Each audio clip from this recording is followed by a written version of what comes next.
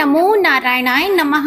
भगवान बृहस्पति देव की पूजा अर्चना के लिए बृहस्पतिवार को व्रत करके बृहस्पतिवार की व्रत की कथा सुनना चाहिए। बृहस्पतिवार का व्रत करने और कथा सुनने से सभी भक्तों की मनोकामनाएं पूर्ण होती हैं। तो आइए बड़ी ही श्रद्धा से बृहस्पतिवार की इस कथा को सुनते हैं। भारतवर्ष में एक प्रतापी और दानी राजा राज्य करता था। वह नित्य गरीबों और ब्राह्मणों की सहायता करता था।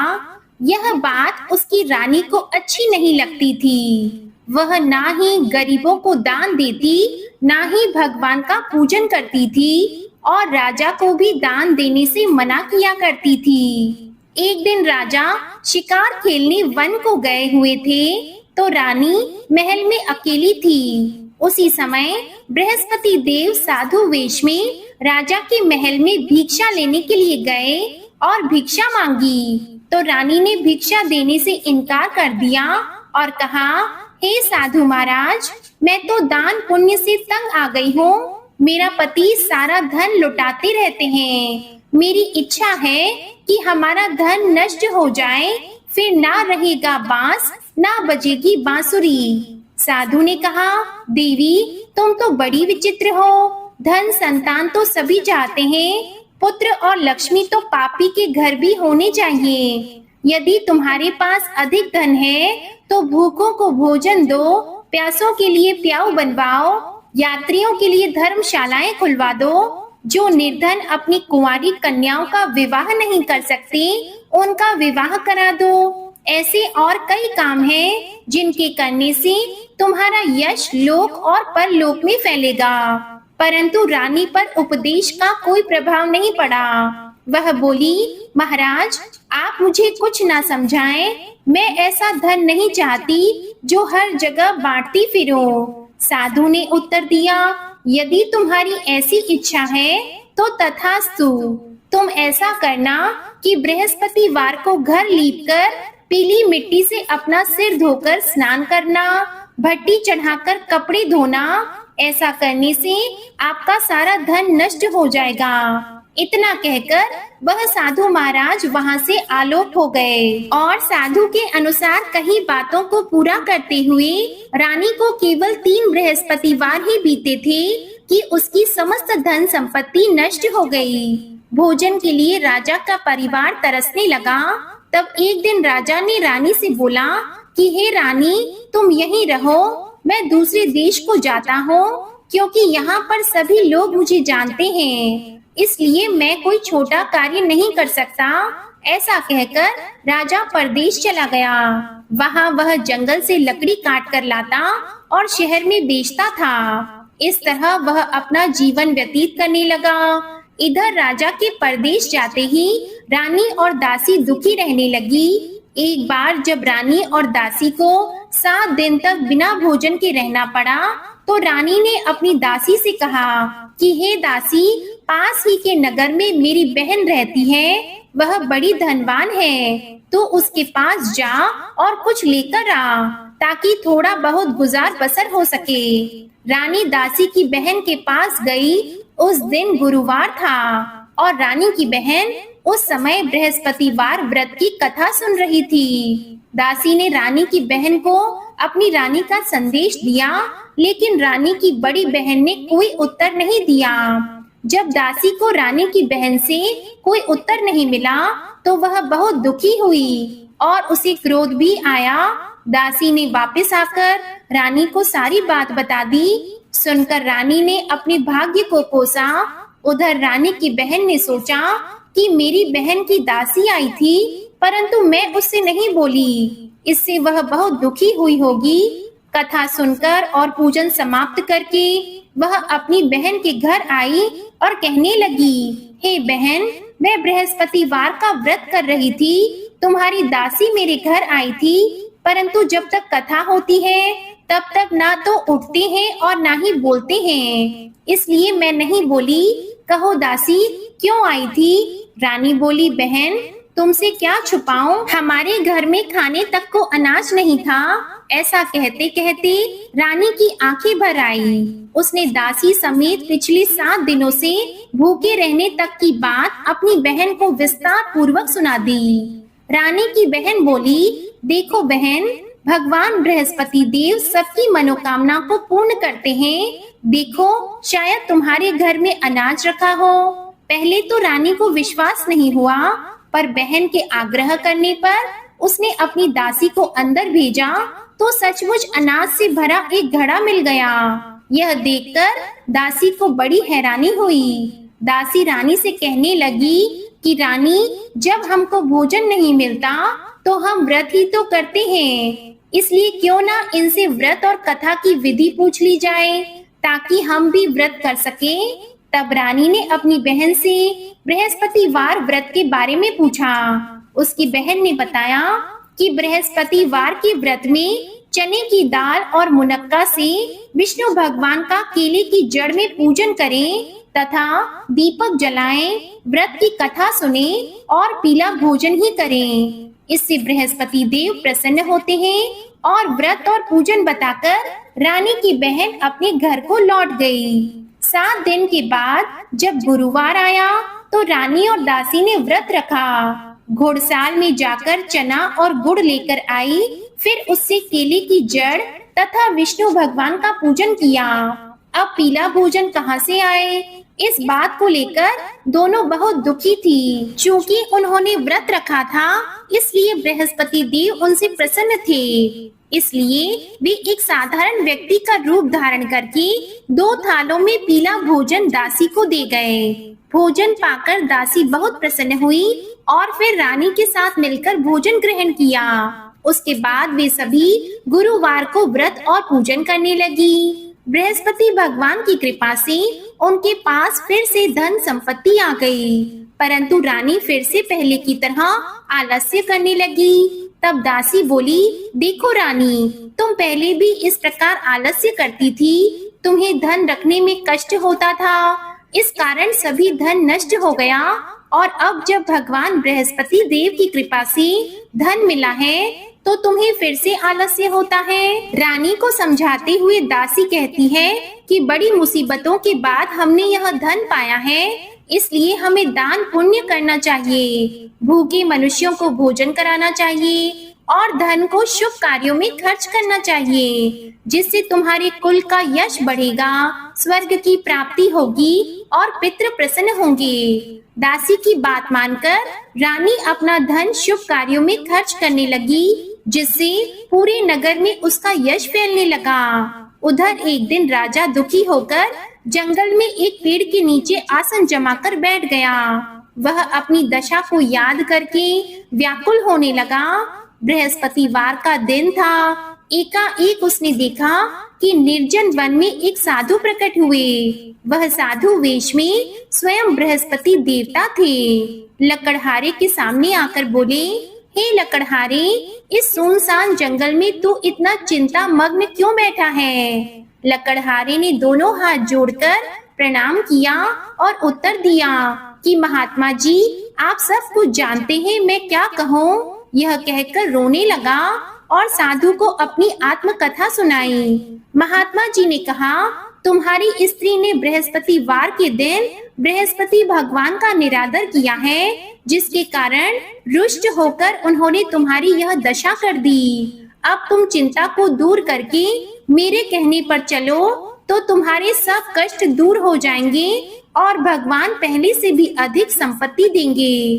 तुम बृहस्पतिवार के दिन कथा किया करो, 2 पैसे के चने मुनक्का लाकर उसका प्रसाद बनाओ और शुद्ध जल से लोटे में शक्कर मिलाकर अमृत तैयार करो। कथा के पश्चात अपने सारे परिवार और सुनने वाले प्रेमियों में अमृत व प्रसाद को बांटकर खुद भी ग्रहण करो। ऐसा करने से भगवान तुम्हारी सभी मनोकामनाएं पूरी करेंगे। साधु के ऐसे वचन सुनकर लकड़हारा बोला, हे प्रभु, मुझे लकड़ी बेचकर इतना पैसा नहीं मिलता जिससे भोजन के उपरांत कुछ बचा सकूं। मैंने रात्रि में अपनी स्त्री को व्याकुल देखा है। मेरे पास कुछ भी नहीं, जिससे मैं उसकी खबर मंगा सकूं। और फिर मैं बृहस्पति देव की क्या कहानी सुनूं? मुझको तो कुछ भी मालूम नहीं है। तब साधु ने कहा, हे लकड़हारे, तुम किसी बात की चिंता मत करो। बृहस्पतिवार के दिन तुम रोजाना की तरह लकड़ियां लेकर शहर को जाओ। तुमको रोज से दोगुना धन प्राप्त होगा, जिससे तुम भली भांति भोजन कर लोगी और बृहस्पति देव की पूजा का सामान भी आ जाएगा। बृहस्पति देव की कथा इस प्रकार है, सुनो। प्राचीन काल में एक ब्राह्मण रहता था। वह बहुत निर्धन था। उसकी कोई संतान नहीं थी। उसकी स्त्री बहुत मलिनता के साथ रहती थी। वह स्नान नहीं करती, किसी देवता का पूजन नहीं करती। इससे ब्राह्मण देवता बड़े दुखी थे। बेचारे बहुत कुछ कहते थे, किंतु उसका कुछ परिणाम नहीं निकला। भगवान की कृपा से ब्राह्मण की स्त्री के कन्या रूपी रत्न पैदा हुआ। कन्या बड़ी होने पर प्रातः स्नान करके विष्णु भगवान का जप और बृहस्पतिवार का व्रत करने लगी। अपने पूजन पाठ को समाप्त करके विद्यालय जाती तो अपनी मुट्ठी में जौ भर के ले जाती और पाठशाला के मार्ग में डालती जाती। तब ये जौ स्वर्ण के हो जाते तो लौटते समय उनको घर ले आती। एक दिन वह बालिका सूप में उस सोने की जौ को फटककर साफ कर रही थी कि उसके पिता ने देख लिया और कहा कि बेटी, सोने की जौ के लिए सोने का सूप होना चाहिए। दूसरे दिन बृहस्पतिवार था। इस कन्या ने व्रत रखा और बृहस्पति देव से प्रार्थना करके कहा, मैंने आपकी पूजा सच्चे मन से की है, तो मेरे लिए सोने का सूप दे दो। बृहस्पति देव ने उसकी प्रार्थना स्वीकार कर ली। रोजाना की तरह वह कन्या जौ फैलाती हुई जाने लगी। जब लौटकर जौ बीन रही थी तो बृहस्पति देव की कृपा से सोने का सूप मिला। उसे वह घर ले आई और उसमें जौ साफ करने लगी, परंतु उसकी माँ का वही ढंग रहा। एक दिन की बात है, वह कन्या सोने के सूप में जौ साफ कर रही थी। उस समय उस शहर का राजपुत्र वहां से होकर निकला। इसके रूप और कार्य को देखकर वह मोहित हो गया और अपने घर आकर भोजन और जल त्याग कर उदास होकर लेट गया। राजा को इस बात का पता लगा तो अपने प्रधानमंत्री के साथ उसके पास गए और बोले, बेटा, तुम्हें किस बात का कष्ट है? किसी ने तुम्हारा अपमान किया है अथवा कोई कारण है सो कहो, मैं वही कार्य करूँगा जिससे तुम्हें प्रसन्नता हो। अपने पिता की राजकुमार ने बातें सुनी तो वह बोला, मुझे आपकी कृपा से किसी बात का दुख नहीं है। किसी ने मेरा अपमान नहीं किया है, परंतु मैं उस लड़की से विवाह करना चाहता हूँ जो सोने के सूप में जौ साफ कर रही थी। यह सुनकर राजा आश्चर्य में पड़ गया और बोला, हे बेटा, इस तरह की कन्या का पता तुम ही लगाओ, मैं उसके साथ तेरा विवाह अवश्य ही करवा दूंगा। राजकुमार ने उस लड़की के घर का पता बताया। तब मंत्री उस लड़की के घर गए और ब्राह्मण देवता को सभी हाल बताया। ब्राह्मण देवता राजकुमार के साथ अपनी कन्या का विवाह करने के लिए तैयार हो गए तथा विधि विधान के अनुसार ब्राह्मण की कन्या का विवाह राजकुमार के साथ हो गया। कन्या के घर से जाते ही पहले की भांति उस ब्राह्मण देवता के घर में गरीबी का निवास हो गया। अब भोजन के लिए भी अन्न बड़ी मुश्किल से मिलता था। एक दिन दुखी होकर ब्राह्मण देवता अपनी पुत्री के पास गए। बेटी ने पिता की दुखी अवस्था को देखा और अपनी माँ का हाल पूछा। तब ब्राह्मण ने भी सभी हाल कहा। कन्या ने बहुत सा धन देकर अपने पिता को विदा कर दिया। इस तरह ब्राह्मण का कुछ समय सुख पूर्वक व्यतीत हुआ। कुछ दिन के बाद फिर वही हाल हो गया। ब्राह्मण फिर अपनी कन्या के यहाँ गया और सारा हाल कहा तो लड़की बोली, हे पिताजी, आप माताजी को यहाँ ले आओ, मैं उन्हें विधि बता दूंगी जिससे उनकी गरीबी दूर हो जाए। वह ब्राह्मण देवता अपनी स्त्री को साथ लेकर पहुँचे तो अपनी माँ को समझाने लगी कि हे माँ, तुम प्रातः काल प्रथम स्नान आदि करके विष्णु भगवान का पूजन करो तो सब दरिद्रता दूर हो जाएगी। परंतु उसकी माँ ने एक भी बात नहीं मानी और प्रातः काल उठकर अपनी पुत्री के बच्चों की झूठन को खा लिया। इससे उसकी पुत्री को भी बहुत गुस्सा आया। उसने एक रात को एक कोठरी से सारा सामान निकाल दिया और अपनी माँ को उसमें बंद कर दिया। प्रातः उसमें से उसे निकाला तो स्नान आदि करा के पूजा पाठ करवाया तो उसकी माँ की बुद्धि ठीक हो गई। इसके बाद वह नियम से पूजा पाठ करती और प्रत्येक बृहस्पतिवार को व्रत रखने लगी। इस व्रत के प्रभाव से उसके माता और पिता बहुत ही धनवान और पुत्रवान हो गए और बृहस्पति देवता के प्रभाव से इस लोक के सुख को भोगकर अंत में स्वर्ग को प्राप्त हुए। इस तरह कहानी कहकर साधु देवता वहां से अंतर ध्यान हो गए। धीरे धीरे समय व्यतीत होने पर फिर वही बृहस्पतिवार का दिन आया। लकड़हारा जंगल से लकड़ी काटकर किसी शहर में बेचने गया। उसे उस दिन और दिन से अधिक पैसा मिला। राजा ने चना गुड़ आदि लाकर गुरुवार का व्रत किया। उस दिन से उसके सभी क्लेश दूर हो गए। परंतु जब गुरुवार का दिन आया तो बृहस्पतिवार का व्रत करना भूल गया। इस कारण बृहस्पति भगवान नाराज हो गए। उस दिन उस नगर के राजा ने विशाल यज्ञ का आयोजन किया था तथा शहर में यह घोषणा करा दी कि कोई भी मनुष्य अपने घर में भोजन न बनवाए, न आग जलाए। समस्त जनता मेरे यहाँ भोजन करने आए। इस आज्ञा को जो नहीं मानेगा उसे फांसी की सजा दी जाएगी। इस तरह की घोषणा संपूर्ण नगर में करवा दी गई। राजा की आज्ञा के अनुसार शहर के सभी लोग भोजन करने गए, लेकिन लकड़हारा कुछ देर से पहुंचा। इसलिए राजा उसको अपने साथ घर लेकर गए और ले जाकर भोजन करा रहे थे तो रानी की दृष्टि उस खूंटी पर पड़ी जिस पर उसका हार लटका हुआ था। वह वहां पर दिखाई नहीं दिया। रानी ने निश्चय किया कि मेरा हार इस मनुष्य ने चुरा लिया है। उसी समय सिपाहियों को बुलाकर उसको कारागार में डलवा दिया। जब लकड़हारा कारागार में पड़ गया और बहुत दुखी होकर विचार करने लगा कि न जाने कौन से पूर्व जन्म के कर्म से मुझे यह दुख प्राप्त हुआ है, और उसी साधु को याद करने लगा जो कि जंगल में मिला था। उसी समय तत्काल बृहस्पति देव साधु के रूप में प्रकट हुए और उसकी दशा को देखकर कहने लगे, अरे मूर्ख, तूने बृहस्पति देव की कथा नहीं करी, इस कारण तुझे दुख प्राप्त हुआ है। अब चिंता मत कर, बृहस्पतिवार के दिन कारागार के दरवाजे पर 4 पैसे पड़े मिलेंगे, उनसे तू बृहस्पति देव की पूजा करना, तेरे सभी कष्ट दूर हो जाएंगे। बृहस्पतिवार के दिन उसे 4 पैसे मिले। लकड़हारे ने कथा कही। उसी रात्रि को बृहस्पति देव ने उस नगर के राजा को स्वप्न में कहा, हे राजा, तुमने जिस आदमी को कारागार में बंद कर दिया है वह निर्दोष है, वह राजा है, उसे छोड़ देना। रानी का हार उसी खूंटी पर लटका है। अगर तू ऐसा नहीं करेगा तो मैं तेरे राज्य को नष्ट कर दूंगा। इस तरह रात्रि के स्वप्न को देखकर राजा प्रातः काल उठा और खूंटी पर हार देकर लकड़हारे को बुलाकर क्षमा मांगी और लकड़हारे को योग्य सुंदर वस्त्र आभूषण देकर विदा कर दिया। बृहस्पति देव की आज्ञा के अनुसार लकड़हारा अपने नगर को चल दिया। राजा जब अपने नगर के निकट पहुंचा तो उसे बड़ा आश्चर्य हुआ।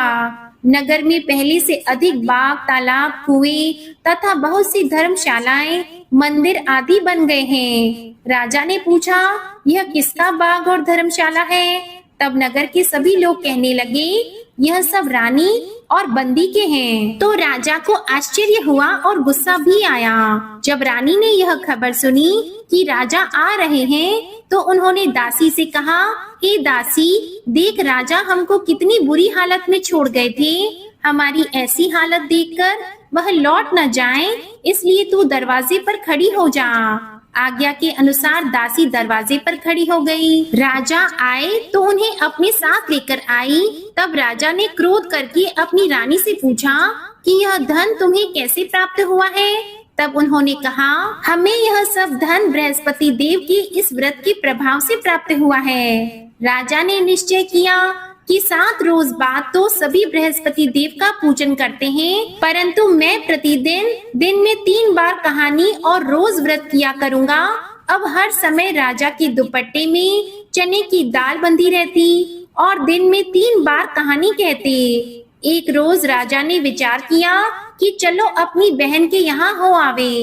इस तरह निश्चय करके राजा घोड़े पर सवार होकर अपनी बहन के यहाँ को चलने लगे। मार्ग में उसने देखा कि कुछ आदमी मुर्दे को लिए जा रहे हैं। उन्हें रोककर राजा कहने लगा, अरे भाइयों, मेरी बृहस्पति देव की कथा सुन लो। वे बोले, लो हमारा तो आदमी मर गया है, इसको अपनी कथा की पड़ी है। परंतु कुछ आदमी बोले, अच्छा कहो, हम तुम्हारी कथा भी सुनेंगे। राजा ने दाल निकाली और जब कथा आधी हुई थी तो मुर्दा हिलने लग गया और जब कथा समाप्त हो गई तो राम राम करके मनुष्य उठकर खड़ा हो गया।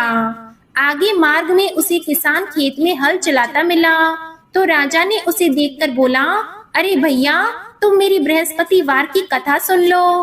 किसान बोला, जब तक मैं तेरी कथा सुनूंगा तब तक 4 हरैया जोत लूंगा। जा अपनी कथा किसी और को सुनाना। इस तरह राजा आगे चलने लगा। राजा के हटते ही बैल पछाड़ खाकर गिर गए और किसान के पेट में बड़ी जोर का दर्द होने लगा। उस समय उसकी माँ रोटी लेकर आई और उसने जब यह देखा तो अपने पुत्र से सब हाल पूछा और बेटे ने सभी हाल कह दिया। तो बुढ़िया दौड़ी दौड़ी उस घुड़सवार के पास गई और उससे बोली, मैं तेरी कथा सुनूंगी, तू अपनी कथा मेरे खेत पर चलकर ही कहना। राजा ने बुढ़िया के खेत पर जाकर कथा कही, जिसके सुनते ही वह बैल उठकर खड़े हुए तथा किसान के पेट का दर्द भी बंद हो गया। राजा अपनी बहन के घर पहुंचा। बहन ने भाई की खूब मेहमानी की। दूसरे रोज प्रातः काल राजा जगा तो वह देखने लगा कि सब लोग भोजन कर रहे हैं। राजा ने अपनी बहन से कहा, ऐसा कोई मनुष्य है जिसने भोजन नहीं किया हो? मेरे बृहस्पति वार की कथा सुन ले। तो बहन बोली, हे भैया, यह देश ऐसा है कि पहले यहाँ लोग भोजन करते हैं, बाद में अन्य काम करते हैं। अगर कोई पड़ोस में हो तो देख आओ। वह ऐसा कहकर देखने चली गई, परंतु उसे कोई ऐसा व्यक्ति नहीं मिला जिसने भोजन न किया हो। अतः वह एक कुम्हार के पास गई जिसका लड़का बीमार था। उसे मालूम हुआ कि उनके यहाँ 3 रोज से किसी ने भोजन नहीं किया है। तो रानी ने अपने भाई की कथा सुनने के लिए कुम्हार से कहा। वह तैयार हो गया। तब राजा ने जाकर बृहस्पति वार की कथा कही, जिसको सुनकर उसका लड़का ठीक हो गया। अब तो राजा की प्रशंसा होने लगी। एक रोज राजा ने अपनी बहन से कहा कि हे बहन, हम अपने घर को जाएंगे, तुम भी तैयार हो जाओ। राजा की बहन ने अपनी सास से कहा तो सास ने कहा, हाँ चली जा, परंतु अपने लड़कों को मत ले जाना, क्योंकि तेरे भाई के कोई संतान नहीं है। बहन ने अपने भैया से कहा कि हे भैया, मैं तो चलूंगी पर कोई बालक नहीं चलेगा। तो राजा बोला, जब कोई बालक नहीं चलेगा तब तुम ही क्या करोगी? बड़ी दुखी मन से राजा अपने नगर को लौट आया। राजा ने अपनी रानी से कहा कि हम निर्वंशी हैं, हमारा मुंह देखने का धर्म नहीं है और कुछ भोजन आदि नहीं किया है। रानी बोली, हे प्रभु, बृहस्पति देव ने हमें सब कुछ दिया है, वे हमें संतान अवश्य देंगे। उसी रात को बृहस्पति देव ने राजा से स्वप्न में कहा, हे राजा उठो, सभी सोच त्याग दो, तेरी रानी गर्भ से है। राजा को यह बात सुनकर बड़ी खुशी हुई। 9वें महीने में उसके गर्भ से एक सुंदर पुत्र पैदा हुआ। तब राजा बोला, हे रानी, स्त्री बिना भोजन के रह सकती है, पर बिना कहे नहीं रह सकती। जब मेरी बहन आएगी तुम उससे कुछ मत कहना। रानी ने सुनकर हाँ कर दिया। जब राजा की बहन ने ये शुभ समाचार सुना तो वह बहुत खुश हुई और बधाई लेकर अपने भाई के यहाँ आई। तभी रानी ने कहा, घोड़ा चढ़कर तो नहीं आई है, गधा चढ़कर आई है। राजा की बहन बोली, भाभी, मैं इस प्रकार नहीं कहती तो तुम्हें संतान कैसे मिलती? बृहस्पति देव ऐसे ही हैं, जैसी जिसके मन में कामनाएं हैं सभी को पूर्ण करते हैं। जो सद्भावना पूर्वक बृहस्पतिवार का व्रत करता है एवं कथा पढ़ता है अथवा सुनता है, दूसरों को सुनाता है, बृहस्पति देव उनकी सभी मनोकामनाएं पूर्ण करते हैं। बृहस्पति देव उनकी सदैव रक्षा करते हैं। जो संसार में सद्भावना और सच्चे हृदय से बृहस्पति देव का पूजन करते हैं, उनकी सभी मनोकामनाएं उसी प्रकार पूर्ण हो जाती हैं, जैसे राजा और रानी ने बृहस्पति देव की कथा का गुणगान किया।